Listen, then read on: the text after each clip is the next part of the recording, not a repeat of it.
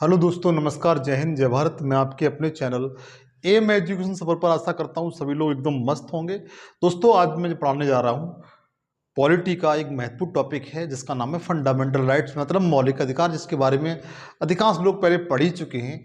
लेकिन मैं जिस तरीके से पढ़ाऊंगा वो हमेशा के लिए आपको आज याद हो जाएगा। मेरा पढ़ाने का तरीका ऐसा होगा कि आपको जो हमेशा के लिए, लाइफ टाइम के लिए याद हो जाएगा। आप कोई भी एग्जाम देते हैं तो आपको मैं जो वीडियो पढ़ाऊंगा उसमें से ही आएगा, वैसा ही आएगा, और आप बड़े आसानी से कर ले जाएंगे। आप चाहे कोई एग्जाम की तैयारी कर रहे हो, बशर्त में यही है कि आप मेरे वीडियो के अंत तक बने रहें और एक कॉपी और पेंसिल लेकर के बैठें और एक बेहतरीन नोट्स बनाएं जो एग्जाम के टाइम में आपका रामबाण सिद्ध हो सके। आइए मिलकर इसका अध्ययन करते हैं। देखिए, मौलिक अधिकार या मूल अधिकार, सबसे पहले आपको ये बताऊंगा मौलिक अधिकार कहते किसे हैं। मौलिक अधिकार वे अधिकार होते हैं जो किसी व्यक्ति के या किसी नागरिक के उसके व्यक्तित्व विकास के लिए जो संविधान द्वारा प्रदान किए जाते हैं उन्हें मौलिक अधिकार कहा जाता है।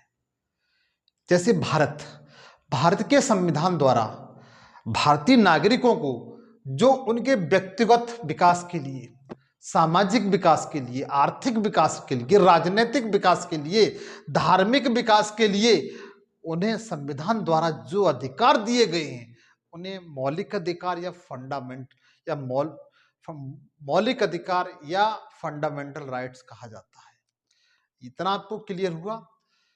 फिर एक बात ध्यान दीजिए, अगर आपका नहीं समझ में आया तो दिल लगा करके ध्यान देकर सुनिए कि वे अधिकार जो किसी भी देश के, उस देश के संविधान द्वारा उस देश के नागरिकों को, उस देश के नागरिकों को उनके व्यक्तिगत विकास के लिए, सामाजिक विकास के लिए, धार्मिक विकास के लिए, आर्थिक विकास के लिए, राजनीतिक विकास के लिए उस संविधान द्वारा प्रदान किए जाते हैं, उन्हें मौलिक अधिकार कहा जाता है। क्या कहा जाता है?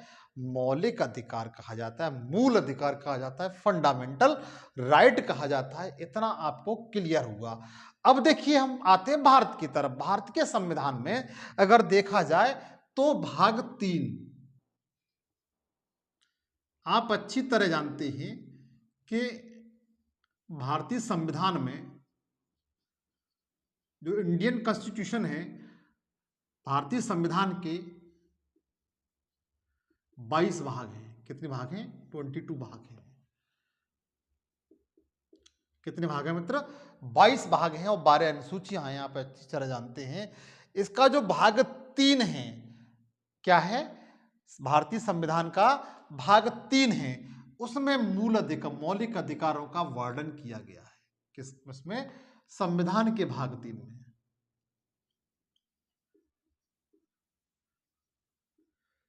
अगर क्वेश्चन पूछा जाता है कि संविधान की किस भाग में मौलिक अधिकारों का वर्णन है, तो बता सकते हैं भाग 3 में। जब तीनों वर्णित है तो किसी न किसी अनुच्छेद में इनका वर्णन किया हो गया, तो आप बता सकते हैं अनुच्छेद या आर्टिकल 12 से लेकर के 35 तक इनका वर्णन किया गया है। अनुच्छेद 12 से लेकर के 35 तक इनका वर्णन किया गया है, अर्थात ये व्यक्ति के विकास के लिए आवश्यक हैं। इसलिए भारतीय संविधान के भाग 3 को मैग्ना कार्टा कहा जाता है। क्या कहा जाता है मित्र? मैग्ना कार्टा कहा जाता है। मैग्ना कार्टा कहा जाता है। क्या कहा जाता है? मैग्ना कार्टा कहा जाता है। मैग्ना कार्टा जो शब्द है ये फ्रेंच शब्द है, फ्रांस का शब्द है, लेकिन इसका प्रयोग सबसे पहले ब्रिटेन में किया गया था। आज से लगभग 800-850 वर्ष पहले 1215 में ब्रिटेन के एक राजा हुआ करते जॉर्ज पंचम, उनके द्वारा वहां की जनता को कुछ अधिकार दिए गए, और जो अधिकार जिस प्रपत्र पर दिए गए थे उसे मैग्ना कार्टा कहा गया था। इसलिए भारतीय संविधान के भाग 3 को क्या कहा जाता है? मैग्ना कार्टा कहा जाता है। क्या कहा जाता है? मैग्ना कार्टा कहा जाता है। इतना मित्र आपको मैं जानता हूं समझ में आ चुका होगा। अब देखिए, आप अपनी भाषा में नोट करके लिख सकते हैं। अब मैं आपको बताऊंगा भारतीय संविधान का जो भाग 3 है, इसमें आर्टिकल 12 से लेकर के 35 तक वर्णन है। 12 से लेकर के 35 तक वर्णन है और यह वर्णन आपको 6 भागों में मिलेगा। कितने भागों में? 6 भागों में मिलेगा। लेकिन इससे पहले जब संविधान लागू हुआ था तो यही मौलिक अधिकार 7 भागों में बंटे हुए थे।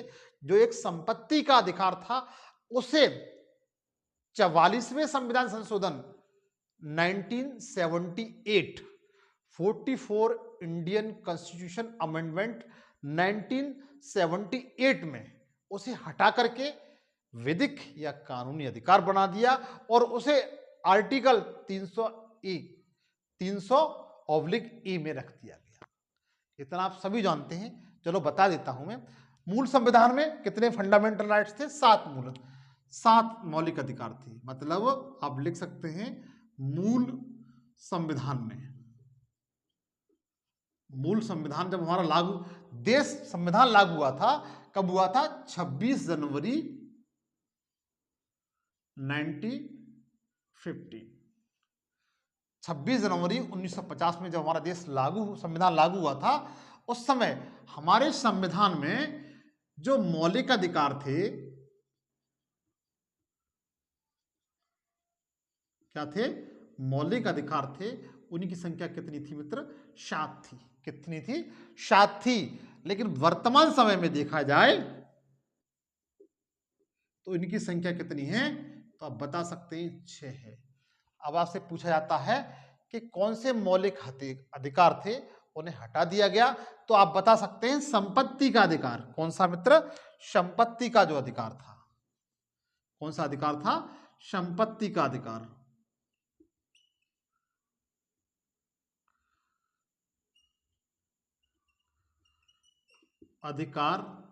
जो था उसे 44वें संविधान संशोधन द्वारा, कौन सा? याद रखेंगे, 44वें संविधान संशोधन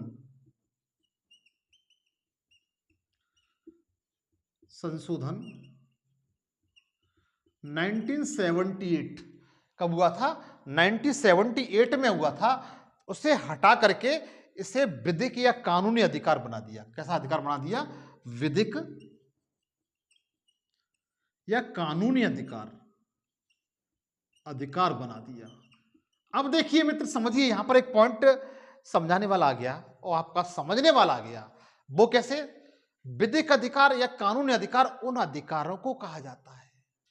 विधिक अधिकार या कानूनी अधिकार उन अधिकारों को कहा जाता है, ऐसे अधिकार जो व्यक्ति को सरकार द्वारा दिए जाते हैं, संविधान द्वारा दिए जाते हैं, लेकिन सरकार उनको खत्म कर सकती है। क्या कर सकती है? उनको समाप्त कर सकती है। लेकिन मौलिक अधिकार को न तो कोई व्यक्ति समाप्त कर सकता है, ना ही सरकार समाप्त कर सकती है। अर्थात जो फंडामेंटल राइट्स हैं वो सरकार के विरुद्ध हैं, चाहे वो स्टेट गवर्नमेंट हो या सेंट्रल गवर्नमेंट हो, उसके विरुद्ध है। किसके विरुद्ध है? सेंट्रल गवर्नमेंट के विरुद्ध है। अर्थात भारत का नागरिक, यदि भारत के नागरिक की फंडामेंटल राइट्स का उल्लंघन होता है तो वो ऐसी स्थिति में सीधा सर्वोच्च न्यायालय जा सकता है। ये उसके ऊपर निर्भर करता है कि सर्वोच्च न्यायालय जाएगा या उच्च न्यायालय जाएगा, ये उस पर निर्भर करता है। लेकिन अगर किसी व्यक्ति के मौलिक अधिकारों को कोई दूसरा व्यक्ति नहीं समाप्त कर सकता है और न ही स्टेट समाप्त कर सकता है, न सरकार समाप्त कर सकती है। अर्थात ये निषेधात्मक हैं। कैसे हैं? निषेधात्मक हैं। जबकि कानूनी अधिकारों को सरकार, गवर्नमेंट विधि बना करके उन्हें समाप्त भी कर सकती है। लेकिन एक बात और बताऊंगा आपको, जो फंडामेंटल राइट्स होते हैं उन्हें समाप्त तो नहीं किया जा सकता, लेकिन निलंबित किया जा सकता। निलंबित का मतलब ये होता है कि जो अधिकार है उनमें थोड़ी बहुत कटौती की जा सकती है। थोड़ी बहुत कटौती की जाती है, की जा सकती है, उन्हें निलंबित कहा जाता है। क्या कहा जाता है? निलंबित कहा जाता है। इतना मित्र आपको समझ में आ चुका होगा। अब देखिए आगे मैं आपको बताऊंगा कि जो हमारे मौलिक अधिकार हैं, हमारे मौलिक अधिकार आर्टिकल 12 से लेकर के 35 तक वर्णित है। कहां से? आर्टिकल 12 से 35 तक, अनुच्छेद 12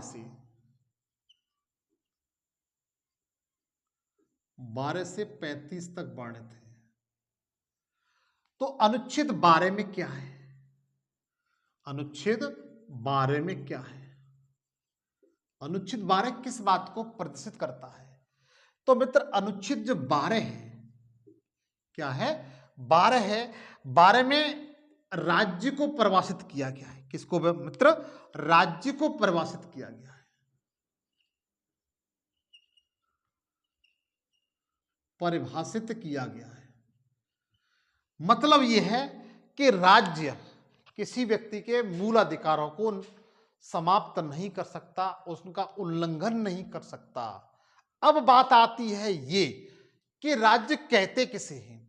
तो राज्य में आपका स्टेट गवर्नमेंट भी आ जाती है, सेंट्रल गवर्नमेंट भी आ जाती है, लोकल जो गवर्नमेंट होती है जैसे ग्राम पंचायत, ब्लॉक पंचायत, जिला पंचायत, जितनी भी लोकल बॉडीज होती हैं गवर्नमेंट की, वो सब क्या है? राज्य हैं। अर्थात ऐसी संस्था जो राज्य द्वारा वित्त पोषित हैं। कैसी हैं?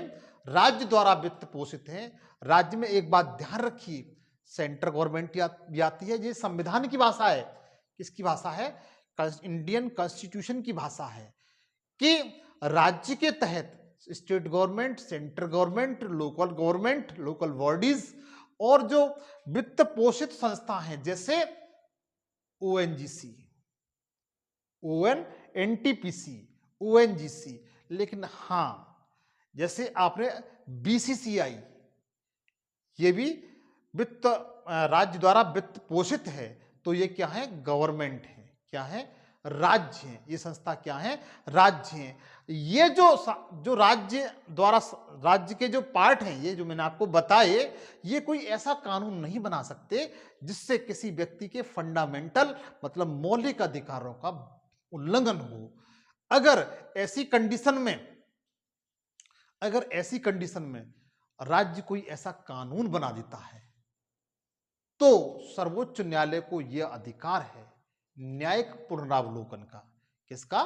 न्यायिक पुनरावलोकन का यह अधिकार है कि उस विधि को सर्वोच्च न्यायालय शून्य घोषित कर सकता है। क्या कर सकता है? शून्य घोषित कर सकता है। तो आर्टिकल 12 में राज्य को परिभाषित किया गया है। किसको? राज्य को परिभाषित किया गया है। इतना आपको क्लियर हुआ?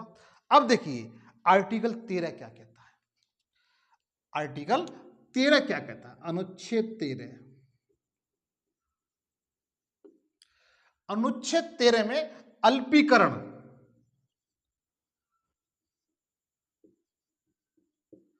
अल्पीकरण, या विधि को परिभाषित किया गया है। किसको? विधि को परिभाषित किया गया है। अनुच्छेद 13 क्या कहता है? अनुच्छेद 13 में विधि को या अल्पीकरण की बात की गई है, विधि को परिभाषित किया गया है। इसमें यह बताया गया है, ध्यान दीजिए मित्र, इसमें बताया गया है कि यदि सरकार, यदि राज्य क्या है वो मैंने आर्टिकल 12 में बता दिया। यदि राज्य कोई ऐसा कानून बनाता है, यदि राज्य कोई ऐसा कानून बनाता है जिससे किसी भी नागरिक के, किसी भी व्यक्ति के फंडामेंटल राइट्स हैं, मूल अधिकार हैं, उनका उल्लंघन होता है, उनका पतन होता है या वो समाप्त होते हैं, तो सर्वोच्च न्यायालय को यह अधिकार है। इस अधिकार को क्या कहा जाता है? न्यायिक पुनरावलोकन का अधिकार कहा जाता है। इसका न्यायिक पुनरावलोकन का अधिकार कहा जाता है। तो सर्वोच्च उस विधि को अल्प कर सकती है, छोटा कर सकती है, खत्म कर सकती है। अल्प का मतलब होता, अल्पीकरण का मतलब होता कम करना। अल्पीकरण का मतलब क्या होता है? कम करना। तो उस अल्पीकरण कर सकती है, उसको कम कर सकती है या उसे समाप्त कर सकती है। अर्थात सर्वोच्च न्यायालय को यह अधिकार दिया गया है। तो अल्पीकरण आपको समझ में आ गया कि अल्पीकरण कहते किसे हैं। और इसके बाद इसको यह अधिकार है, सर्वोच्च न्यायालय को यह अधिकार दिया हुआ है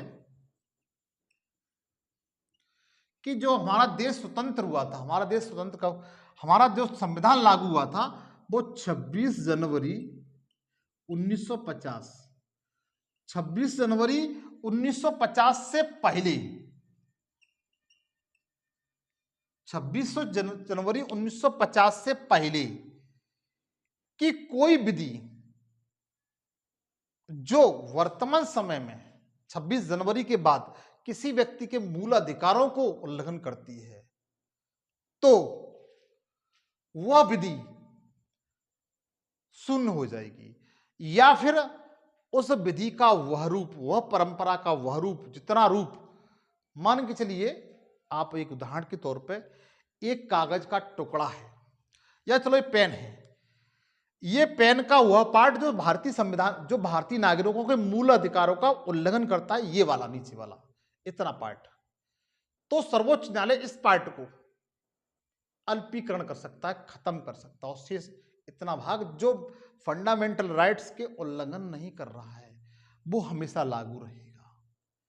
तो पहले से चले आ रहे ऐसे कानून, समाज में पहले से चले आ रहे ऐसी परंपराएं, ऐसी संस्कृति की ऐसी परंपराएं जो किसी भी नागरिक के फंडामेंटल राइट्स का उल्लंघन करते हैं, तो सर्वोच्च न्यायालय, कौन? सर्वोच्च न्यायालय।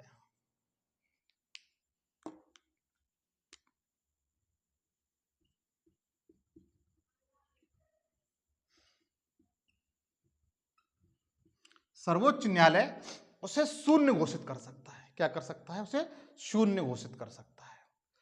और यदि वर्तमान सरकार चाहे, कोई ऐसी विधि बनाती है, बाद में कोई ऐसी विधि बनाती है जो संविधान का जो किसी नागरिक के फंडामेंटल राइट का उल्लंघन करती है, तो भी सर्वोच्च न्यायालय उस विधि को खत्म कर सकता है, शून्य कर सकता है या अल्पीकरण कर सकता है।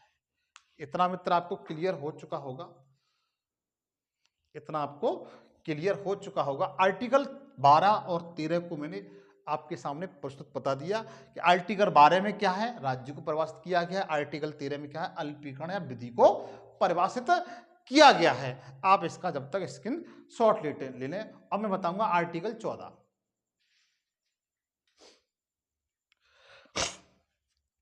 आर्टिकल 14 देखिए मित्र,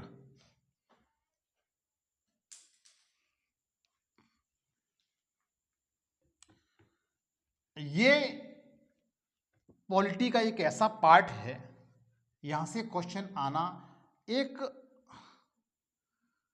बहुत छोटी बात है। आपको हर एग्जाम में यहां से क्वेश्चन मिल जाएगा, इसलिए इस पार्ट को आप बिल्कुल भी स्किप मत करिए और पूरा देखिए। आर्टिकल 14, अनुच्छेद 14, अनुच्छेद 14, अनुच्छेद 14 में दो बातें कही गई हैं।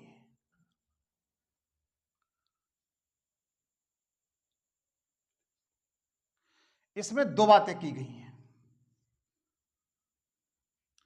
विधि के समक्ष समानता, समझिएगा, बताते हैं। विधि के समक्ष समानता और विधि के समान संरक्षण। ध्यान दीजिए मित्र, विधि के समान संरक्षण। देखिए मित्र, यहां पर दो बातें की गई हैं। विधि के विधि के समक्ष समानता।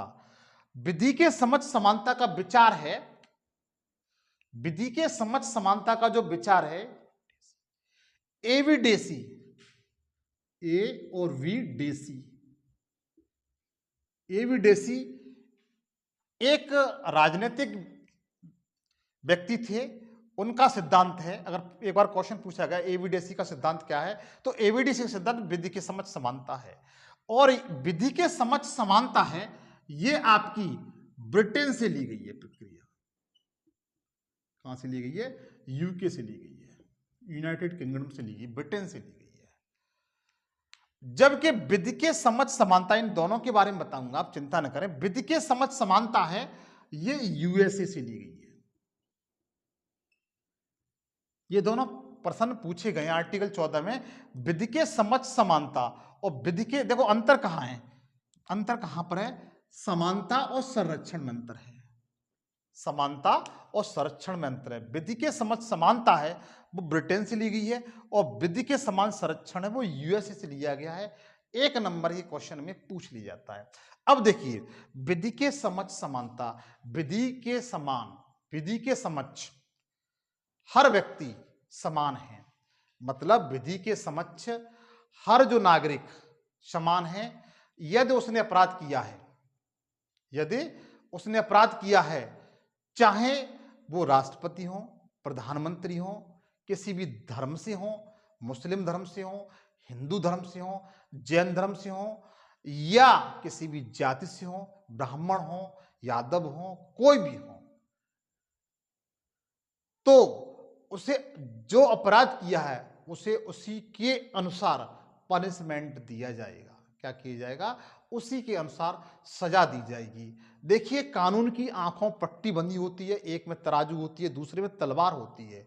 जब न्याय की प्रक्रिया होती है ना, तो वो सामने वाले ये नहीं देखता कि ये हिंदू है, मुसलमान है, या ये ऊंची जात का है, नीच जात का, ये शूद्र है, ये वो है, वो अगर उसने अपराध किया है तो उस तरीके से वो छक सीधे काट देगा।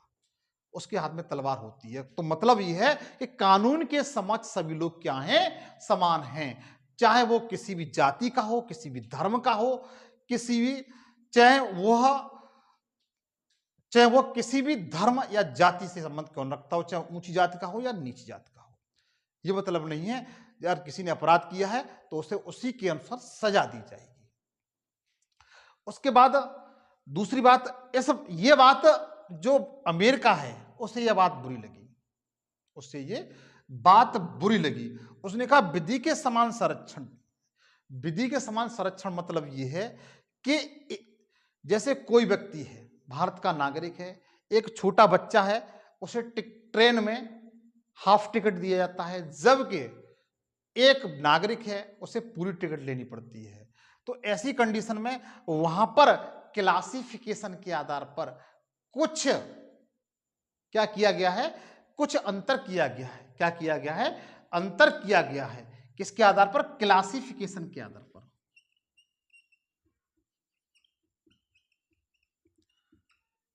किसके आधार पर मित्र?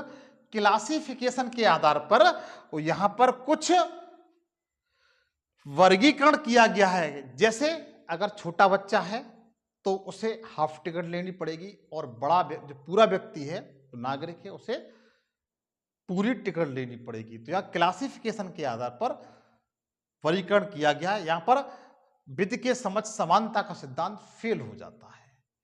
और उसी तरीके से देखेंगे, कुछ डिफरेंशिएशन के आधार पर देखेंगे, कुछ डिफरेंशिएशन के आधार, ये इसलिए किया गया है ताकि समाज में, भारत में जो समाज है उसमें संतुलन बना रहे। क्या बना रहे?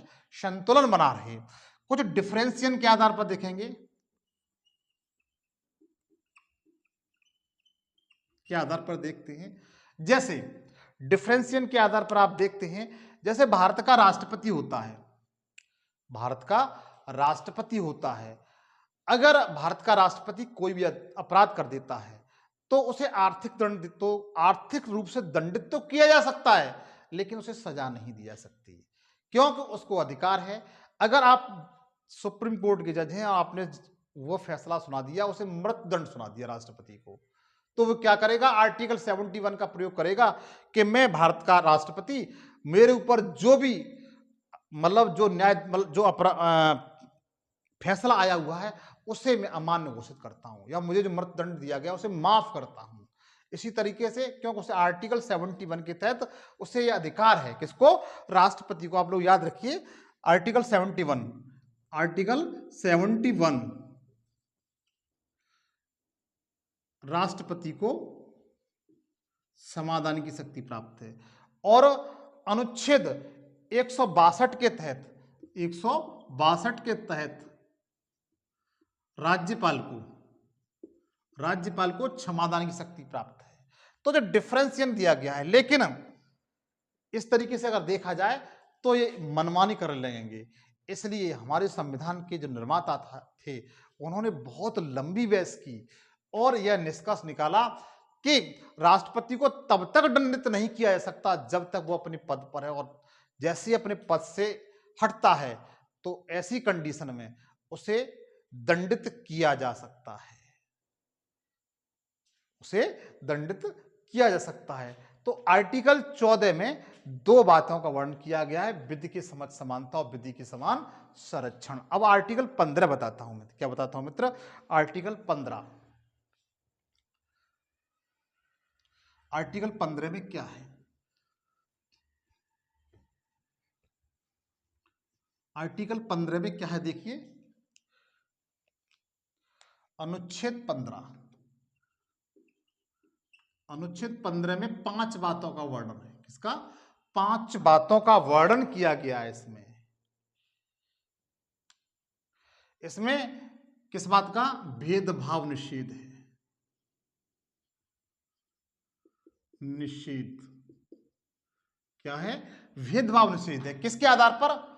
नंबर 1 जाति के आधार पर, नंबर 2 धर्म, नंबर 3 लिंग, नंबर 4 जन्म, नंबर 5 वंश, सॉरी, आप धर्म, जाति, लिंग, जन्म स्थान या वंश के आधार पर किसी भी व्यक्ति के साथ भेदभाव नहीं कर सकते। मतलब मेरा यह है कि कोई व्यक्ति चाहे वो राज्य हो या वो उस देश का नागरिक हो, तो ऐसी कंडीशन में कोई व्यक्ति जाति के आधार पर, धर्म के आधार पर, लिंग के आधार पर, जन्म के स्थान के आधार पर, वंश के आधार पर भेदभाव नहीं कर सकता। क्या नहीं कर सकता? भेदभाव नहीं कर सकता। क्या नहीं कर सकता मित्र? भेदभाव नहीं कर सकता। किस किस के आधार पर? जाति के आधार पर, धर्म के आधार पर, लिंग के आधार पर, जन्म स्थान के आधार पर और वंश के आधार पर भेदभाव नहीं कर सकता। यह आर्टिकल 15 बताता है। क्या बताता है? 15 बताता है। लेकिन यहीं पर छोटी सी एक बात आ जाती है आरक्षण की, रिजर्वेशन की। किसकी? रिजर्वेशन की। अब आप कहेंगे आरक्षण वाले मैटर पे यहां पर भारत में 2 तबके पैदा हो जाते हैं। एक पक्ष हुआ है जिसे आरक्षण प्राप्त हो रहा है, वो कहेगा आरक्षण सही है, और एक पक्ष ऐसा है जो इसे आरक्षण प्राप्त नहीं हो रहा है, वो कहेगा आरक्षण गलत है। मित्र, अगर आरक्षण गलत होता तो सर्वोच्च न्यायालय को यह अधिकार है कि उसे आरक्षण संबंधी जो भी विधियां हैं उसे सर्वोच्च न्यायालय शून्य घोषित कर देता। देखिए आरक्षण का मतलब ये है सर, आरक्षण ऐसे ही नहीं दिया गया। आरक्षण का मतलब ये है समाज कई तबकों में बटा होता है। जो तबका, जैसे एक ये तबका है, एक तबका आपका ये है, और एक ये है, और एक ये है। तो समझिए मित्र, समाज का वह भाग जो बहुत तेजी के साथ ग्रो कर रहा है, बहुत तेजी के साथ ग्रो कर रहा है, और एक समाज का वह पार्ट जो जिसका विकास धीमे धीमे हो रहा है। तो सरकार क्या चाहती है ऐसी कंडीशन में कि ये जो दबा कुचला जो वर्ग है उसका विकास भी इन्हीं के साथ होता हो, मतलब इन्हीं के साथ ही हो, इसका विकास लगातार होता रहे, हमें कोई ऐतराज नहीं है। सरकार इस बात को कहती है, लेकिन इसका भी विकास यहां तक बहुत शीघ्रता से हो जाए, इसके लिए इन लोगों को आरक्षण दिया गया है। क्या दिया गया है? रिजर्वेशन दिया है, ताकि समाज एक समय संतुलित हो जाए। क्या हो जाए? संतुलित हो जाए। ये वर्ग है जो दलित या अछूत वर्ग है, इसको भी समाज के उच्च स्तर तक पहुंचाए, इनसे ये अपना विकास करें, कोई ऐतराज नहीं है। जिस तेजी से विकास हो करते रहें, लेकिन इस तबके का विकास हो, इसके लिए उन्होंने आरक्षण की व्यवस्था की गई है। हालांकि आरक्षण कहते हैं समाप्त हो जाएगा, हालांकि सरकार जो मोदी सरकार उन्होंने भी स्पष्ट कर दिया है 2030 तक तो आरक्षण समाप्त नहीं होगा। और आरक्षण आज के समय की बहुत बड़ी राजनीतिक धुरी बन चुकी है, इसलिए जब तक जातिवाद रहेगा तब तक आरक्षण आपका बना रहेगा। तो देखिएगा आर्टिकल 15 में क्या कहा है, जाति, धर्म, लिंग और जन्म स्थान, वंश के आधार पर आप किसी को भेदभाव नहीं कर सकते। जैसे मान के चलिए जो ज्योतिराज सिंधिया थे, इनके जो पूर्वज थे, जो सिंधिया वंशज थे, इन्होंने 1857 की क्रांति के समय में आपने देखा था अंग्रेजों की सहायता की थी, उन्हें हथियार दिए थे भारतीयों को मारने के लिए। आप आज सोचें कि इनके वंशज ऐसे थे और इनसे हम बदला लेंगे, तो आप इस तरह का भेदभाव नहीं कर सकते, इस तरह का भेदभाव नहीं कर सकते। और उसके बाद ये जन्म स्थान है मित्र, जन्म स्थान है, तो 5 आधार पर आप क्या नहीं कर सकते, भेदभाव नहीं कर सकते, आर्टिकल 15 बताता है। अब देखिए आर्टिकल 16, आर्टिकल 16 क्या कहता है। आर्टिकल 16 क्या कहता है, आर्टिकल 16 कहता है लोक नियोजन के विषय में, लोक नियोजन के विषय में अवसर की समानता, लोक नियोजन के विषय में, लोक नियोजन के विषय में अवसर की समानता अनुच्छेद 16 कहता है। क्या कहता है, लोक नियोजन के विषय में अवसर की समानता की समानता। ध्यान दीजिए मित्र, मतलब यह है सीधी सी बात, नौकरियों में सभी लोगों को समान रूप से नौकरियां दी जाएंगी, लेकिन यहां पर भी आरक्षण का एक लोचा पैदा हो जाता है। देखिए ध्यान दीजिए, हालांकि ये पॉजिटिव डिस्क्रिप्शन है, मैंने लोचा वर्ड जरूर यूज किया है, इसके लिए सॉरी, लेकिन ये एक पॉजिटिव विचार है। मैंने कहा ना सर्वोच्च न्यायालय अगर गलत होता रिजर्वेशन तो उसे पहले ही खत्म कर दिया होता। ये क्या है, पॉजिटिव डिस्क्रिप्शन है। तो देखिए लोक नियोजन के विषय में अवसर की समानता, मतलब सभी लोग पढ़ लिख करके नौकरी मांगने के एग्जाम के द्वारा, परीक्षाओं के द्वारा नौकरी प्राप्त कर सकते हैं। लेकिन समाज का ऐसा तबका जो अल्प विकसित है, जिसे सरकार ने आरक्षण दिया है, क्या दिया है, रिजर्वेशन दिया है। क्या दिया है, रिजर्वेशन दिया है। ऐसा वर्ग जिसे रिजर्वेशन दिया गया है वो यहां पर समानता वहां पर उत्पन्न नहीं की गई है, वहां पैदा नहीं की गई है। जैसे कुछ जातियां हैं, जैसे एससी है, एसटी है, ओबीसी है, इनको ये समाज के ऐसे नीचे स्तर के ये वर्ग हैं जो रिजर्वेशन प्राप्त कर रहे हैं। क्या कर रहे हैं, आरक्षण प्राप्त कर रहे हैं। क्या कर रहे हैं, आरक्षण प्राप्त कर रहे हैं, ताकि जो समाज है हमारा, भारतीय समाज है, इनका स्तर भी, भारतीय समाज का जो समाज तेजी के साथ विकास कर रहा है उसके साथ ये भी विकास कर सके। ठीक है, देखिए जो आरक्षण दिया जाता है वो जाति के आधार पर दिया जाता है। किसके आधार पर, जाति के आधार पर भी दिया जाता है, लिंग के स्थान आधार पर भी जाता है, स्थान के आधार पर भी दिया जाता है। और जो आरक्षण की सीमा होती है वो 50% से अधिक नहीं होगी। कितनी से, 50% से अधिक नहीं होगी। जो आरक्षण की सीमा है 50% से अधिक नहीं होगी। जैसे जातियां में आपकी एससी एसटी ओबीसी की जातियां हैं, उनको आरक्षण दिया जाता है। लिंग में बात करें तो महिलाओं को आरक्षण दिया जाता है।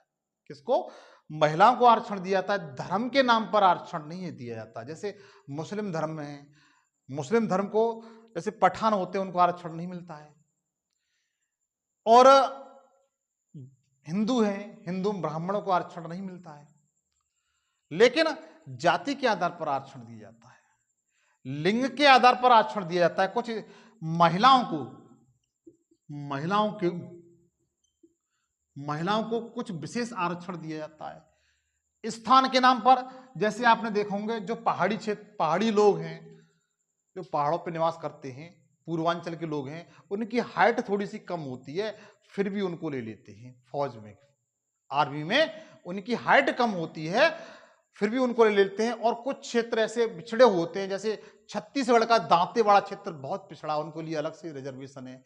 और मध्य प्रदेश, उसका उड़ीसा का एक अलग क्षेत्र है जहां पर वर्षा नहीं होती, उस स्थान का नाम मुझे याद नहीं आ रहा है, वहां के लोगों के लिए स्थान के आधार पर कुछ रिजर्वेशन दिया गया है।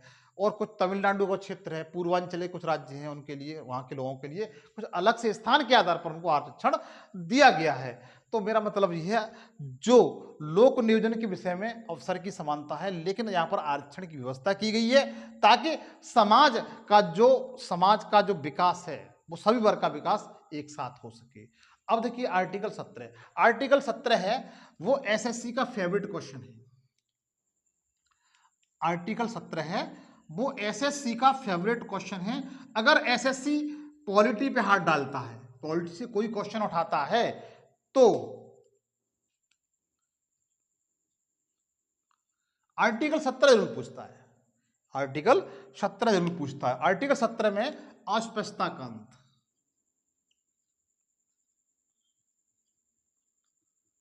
अस्पष्टता का अंत किसका मित्र? अस्पष्टता का अंत। छुआछूत निषेध, इसे कहते हैं छुआछूत निषेध।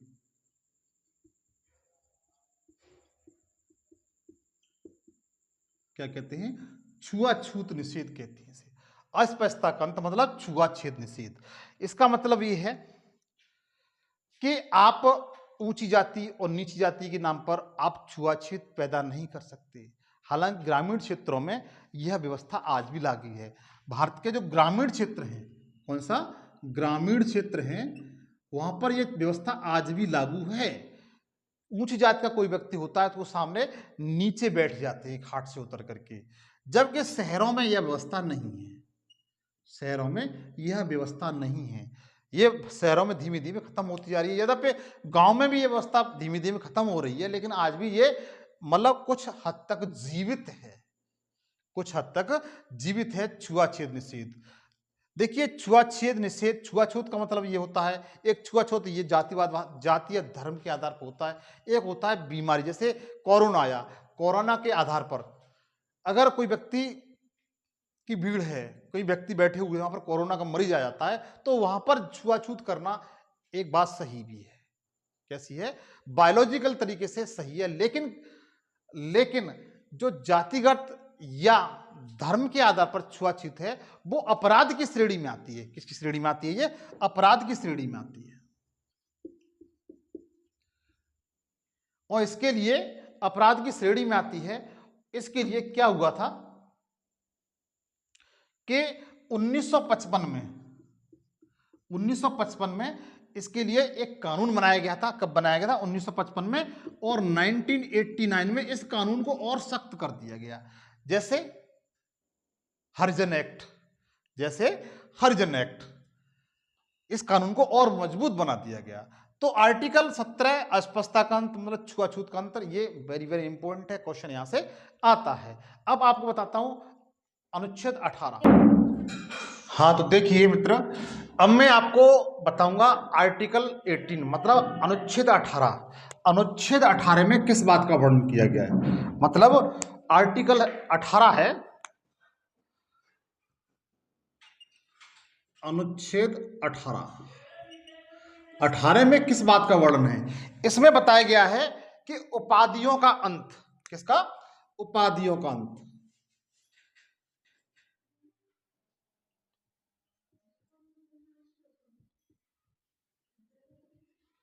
अनुच्छेद 18 क्या बताता है? उपाधियों का अंत। अगर क्वेश्चन पूछा जाता है कि ऐसा कौन सा आर्टिकल है जो यह बताता है कि उपाधियों का अंत, तो आप बता सकते हैं आर्टिकल जो 18 है वह बताता है उपाधियों का अंत। जैसे आर्टिकल 17 किस बात का वर्णन करता है? आर्टिकल 17 वर्णन करता है अस्पष्टता, छुआछूत का निषेध। किसका? छुआछूत का निषेध। इसी तरीके से आर्टिकल 18 है, इसमें उपाधियों का अंत है। आपने देखा होगा उपाधियों का अंत, जैसे आपने देखा होगा, अगर किसी व्यक्ति को उपाधि मिल जाती है तो वो अपने आप को जो दूसरा व्यक्ति है उसे श्रेष्ठ समझने लगता है। अतः जो समाज में इससे क्या होता है, एक विखंडता की भावना आती है, ऊंच नीच की भावना आती है। अतः यह ऊंच नीच न हो, इसलिए आर्टिकल 18 उपाधियों का अंत करता है। आपने पहले देखा होगा, पहले बहुत से लोग जैसे राय की उपाधि धारण कर लेते थे, राय की उपाधि धारण कर लेते थे, नाइटहुड की उपाधि धारण कर लेते थे,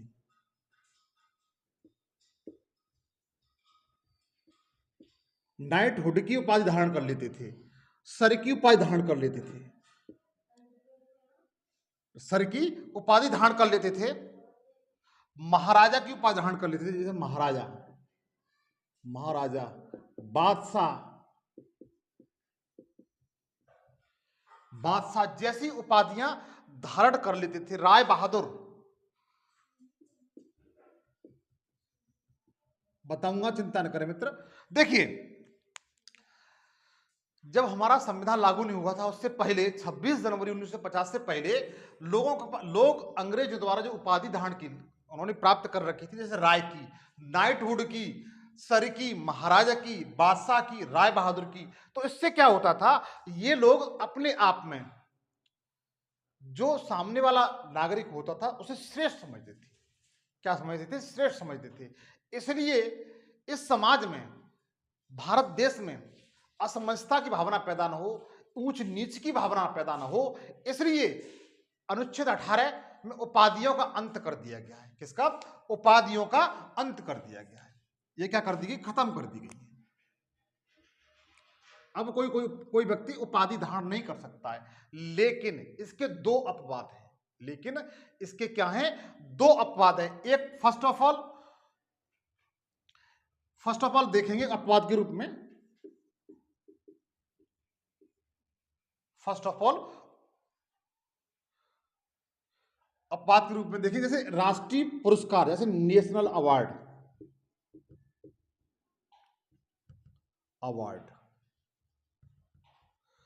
राष्ट्रीय पुरस्कार जिस व्यक्ति को प्राप्त होता है, जैसे आपने देखा होगा पद्म श्री, पद्म भूषण, पद्म विभूषण, जितने पुरस्कार मिलते हैं, जैसे अर्जुन पुरस्कार, भारत रत्न पुरस्कार, तो ये सब व्यक्ति को प्राप्त हो सकते हैं। लेकिन कंडीशन यह है कि कोई भी नागरिक इनको सरनेम के रूप में यूज नहीं कर सकता।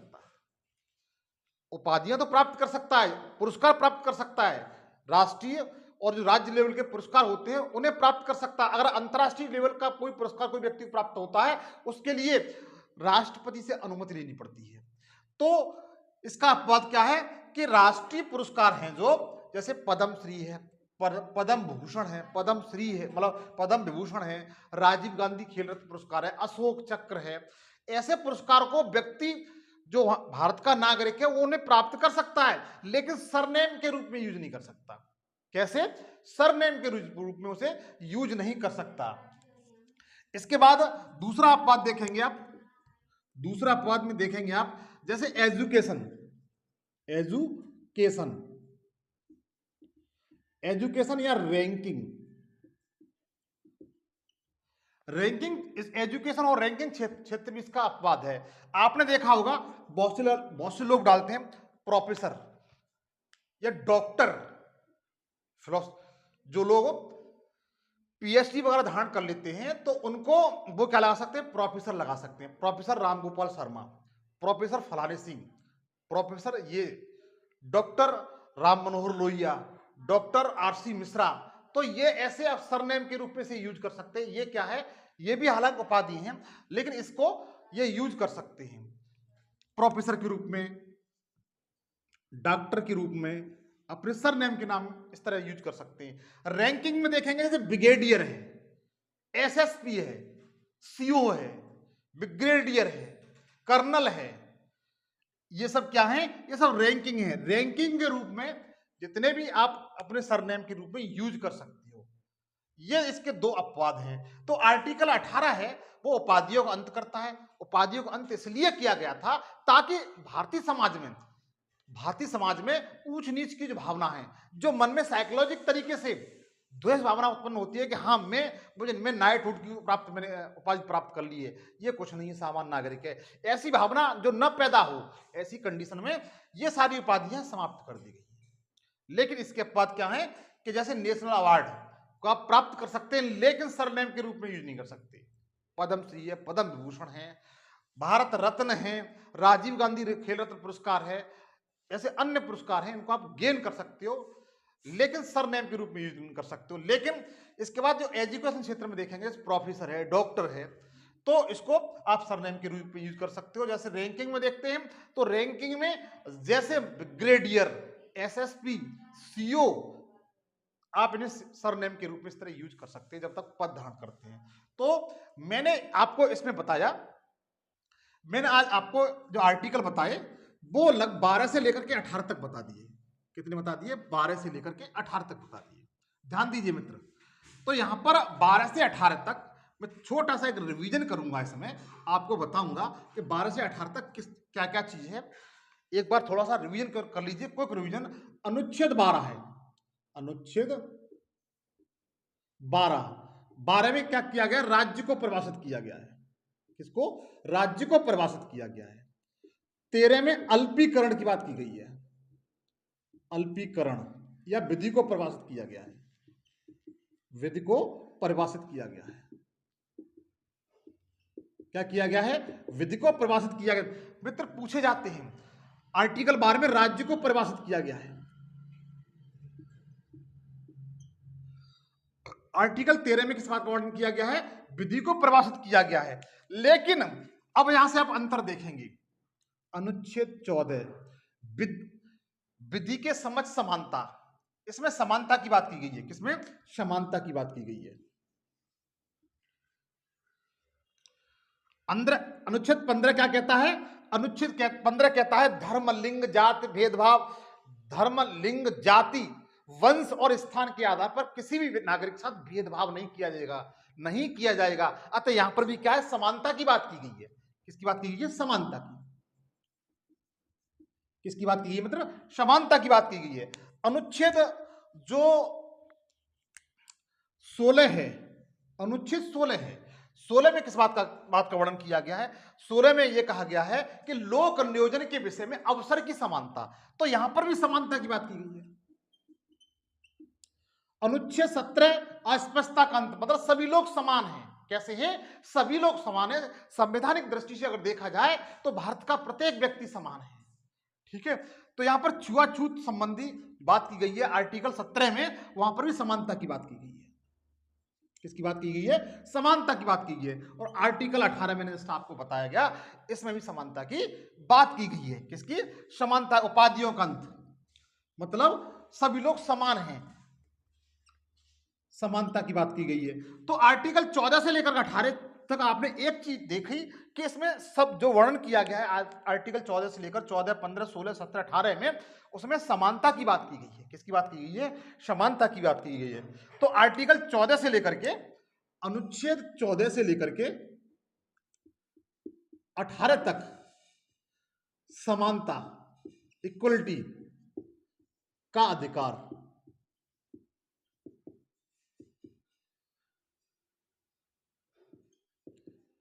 अनुच्छेद 14 से लेकर के 18 तक समानता के अधिकार की बात की गई है। अर्थात आर्टिकल 14 से लेकर के 18 तक समानता के अधिकार का वर्णन है। दोस्तों ये मेरा वीडियो था, सेशन था। अगर आपको अच्छा लगा हो तो प्लीज मेरी आपसे गुजारिश है कि प्लीज जरूर सब्सक्राइब करें, लाइक जरूर किया करें, कमेंट्स किया करें। अब मैं नेक्स्ट वीडियो में आपको जो बताऊंगा वो आर्टिकल स्वतंत्रता का अधिकार, जो आर्टिकल 19, 20, 21, 22, 23, 24, 25 तक बता दूंगा मैं, जिससे आपके दो फंडामेंटल राइट्स में लगभग क्लियर हो जाएंगे, स्वतंत्रता का अधिकार और शोषण के विरुद्ध अधिकार। ये आपको नेक्स्ट शानदार वीडियो में देखने के लिए मिलेगा, उसको जरूर देखिएगा। और इस वीडियो का लिंक उस वीडियो को लाइक में डिस्क्रिप्शन में दे दूंगा। आज के लिए इतना ही, नेक्स्ट शानदार वीडियो में आपसे मुलाकात होगी। जय हिंद, जय भारत।